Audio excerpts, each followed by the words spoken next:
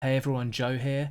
I've been recording a lot of drums lately and I wanted to share with you a few techniques that I use to mix overheads. I'm the kind of guy who likes to keep my overheads focused mainly on the cymbals. I know you're going to always get some snare and kick bleed, and that's fine. You do want to keep that full drum sound, but I like to keep the snare and the kick bleed on the overheads to a minimum. It gives me more flexibility. It lets me just craft that perfect snare and kick sound on the tracks that they've been recorded on. I'm going to go through my 3 go-to techniques and then I've got a little bonus one at the end. So first let me give you a little clip of what we've got on the whole kit.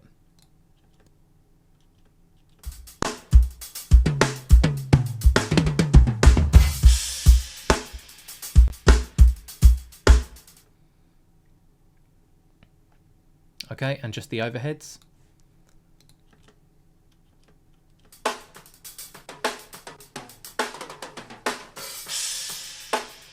Okay, so I'm pretty happy with the overhead sound. I used a pair of AKG 214s.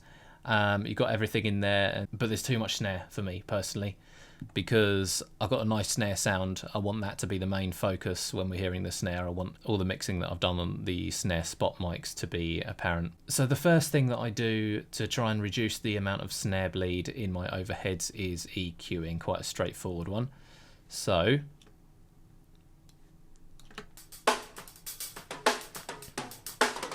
using my Pro Tools channel strip here, you can use any EQ, and you want to find where the snare is most prominent. Let's have a look.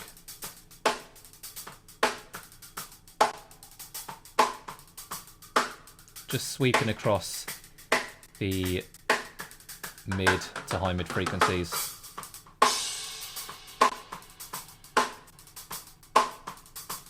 Yeah, there you got that kind of poppy, boxy sound. Let's bring that down.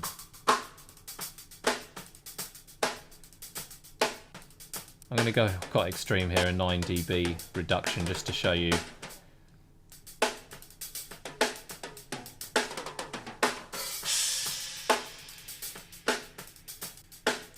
It's already a lot less harsh. You can still hear it, of course, but it doesn't have that smack. Now the second thing I'm going to use is compression. I mean, you can even see without listening, the snare transients is where it's spiking the levels. So a compressor should tame that nicely. So let's get that compressor on. Again, I'm going to go quite extreme with this just so you can hear exactly what it's doing. Let's go for an 8:1 ratio.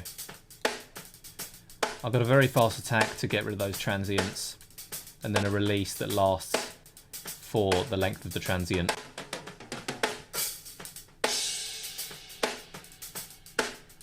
And off.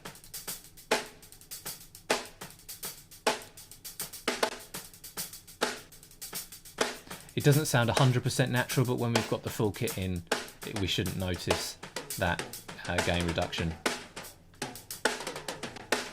Okay, now another thing you can do with compression, if you have one, is use a multi-band compressor.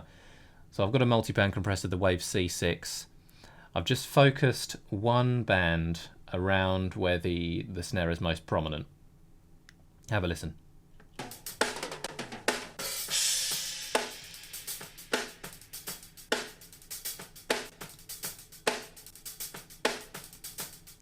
So it's not doing a huge amount because we've compressed it already, but it's just compressing around that 1K mark, just helping bring the level down a little bit more while not affecting any of the cymbals or anything else. Now the third thing I want to show you is another form of compression. It's sidechain compression. If you haven't heard of the term before, it's where you send a track to a bus and then use the signal from that track to trigger another effect, for example, compression.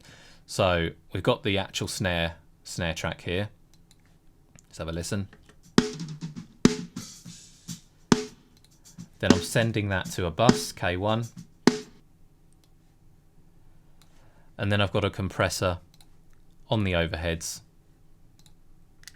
that's keyed to the K1 bus. Now what that's going to do is every time the snare hits, it's going to activate this compressor. So it's only going to be compressing the overhead signal when the snare is hitting. So it's not going to affect the cymbals as much. Let's have a listen.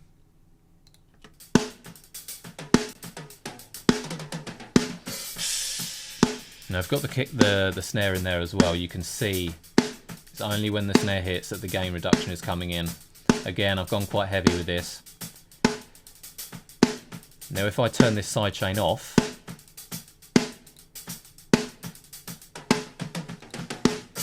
you can hear the snare is much louder because it's got a lot more of that snare signal from the overhead on top of the spot mic, which is not what I'm after.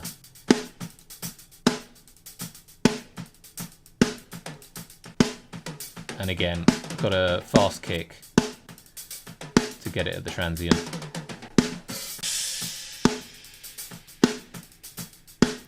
Now with everything off, just the snare and the overhead.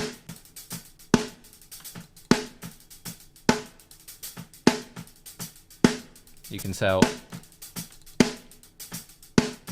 it's giving me that focused snare spot mic sound that I'm after. It's reducing the volume because it's taken some out of the overheads.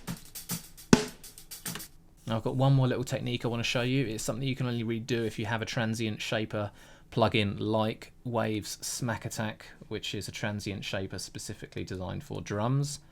It's really useful. I don't use it that often. I like to stick with the basics and just use the Smack Attack to get me out of a jam.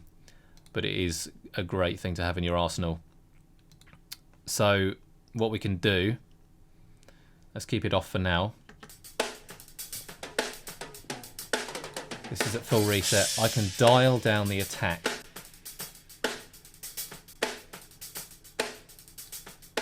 I can change the sensitivity.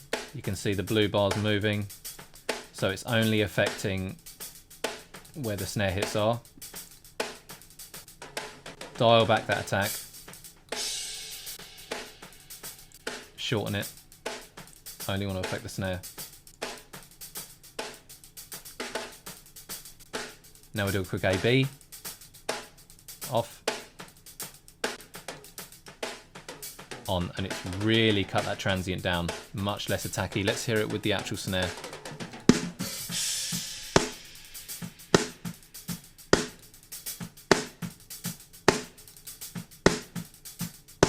It's reducing the volume.